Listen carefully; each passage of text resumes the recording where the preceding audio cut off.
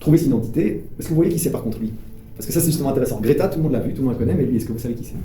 C'est fou, ça vous l'avez jamais vu. Mais non. Il s'appelle Boyan Slat, et c'est un gars un Néerlandais qui a 16 ans a décidé de nettoyer les océans. Ouais. Voilà. Et c'est incroyable ce qu'il a fait depuis. Je veux dire, ça fait plus de 15 ans. Le mec, il a construit des innovation sur innovation, avec des trucs qui met, des barrages qu'il met à la sortie des fleuves pour capter toutes les... Et en fait, ça c'est une façon jeune adulte de fonctionner. C'est-à-dire que vous n'allez pas être là, à aller de réunion en réunion, à critiquer papa, comment tu oses, et ceci, cela. C'est qu'à un moment donné, vous dites, il y a un problème, eh ben je le règle. Voilà. Et c'est ça, moi c'est ça qui me passionne, et je vais aller jusqu'au bout, je vais le faire. Et ça ne veut pas dire non plus fuck papa et tant pis je fais tout sans lui, hein. C'est pas du tout ça. C'est vraiment cette logique de se dire j'utilise ce qui est en place, je demande à papa de l'aide quand il y a besoin de lui demander son aide, mais je vais chercher des ressources aussi ailleurs s'il faut. Et vraiment c'est cette interaction où, mais en même temps s'il n'y avait pas les états, lui il ne serait pas démuni. C'est-à-dire qu'il trouverait d'autres solutions, il trouverait d'autres ressources. Vous voyez ? Parce que c'est une attitude de jeune adulte, c'est on a 25 ans et ok si papa est disponible pour venir réparer les tentures, ben, tant mieux, sinon je me débrouillerai autrement quoi. Mais c'est pas l'adolescent qui vit encore chez papa-maman et qui est là en situation de totale impuissance et qui demande à papa-maman de tout faire, quoi. Oui. Comment vous expliquez que, justement, on ne soit pas confronté à ce genre de nouvelles-là? Bah, les structures, le placenta n'a pas envie de... Oui, Oui, il est plus vieux maintenant, apparemment. Il est plus vieux, hein, il a presque 30 ans. Peut-être qu'il y a 15 ans, apparemment. Oui, mais moi je l'ai sûrement... Mais j'ai entendu parler. Non, mais en fait c'est pas qu'on n'en entend pas parler, c'est juste qu'on est dans cette phase de Oui, transition.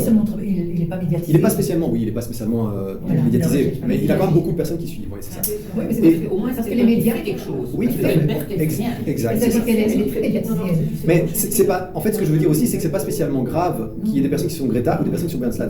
Moi, c'est vraiment l'adéquation qui est vraiment importante. C'est-à-dire que quelqu'un qui a 15 ans, il est totalement immature et il va dire je vais vivre tout seul, et puis après il se plante complètement et ça me fait plus de tort que de mal.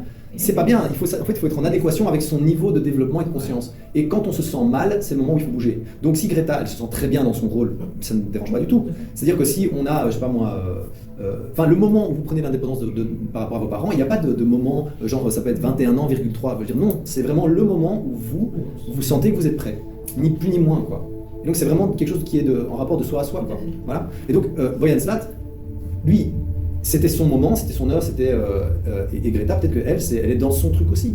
Mais à un moment donné, si on est dans ces mouvements-là et qu'on dit mais qu'est-ce que je fous là, je ferais mieux d'eux, ben, en fait ce serait mieux de ne pas basculer à une manière d'agir dans le monde qui est plus comme Boyan Slat. Et au contraire, si on va dans ce truc-là et qu'on se sent complètement impuissant, dépassé, c'est trop compliqué, voilà, revenir plus peut-être vers la revendication et retourner chez papa, pourquoi pas, c'est pas grave.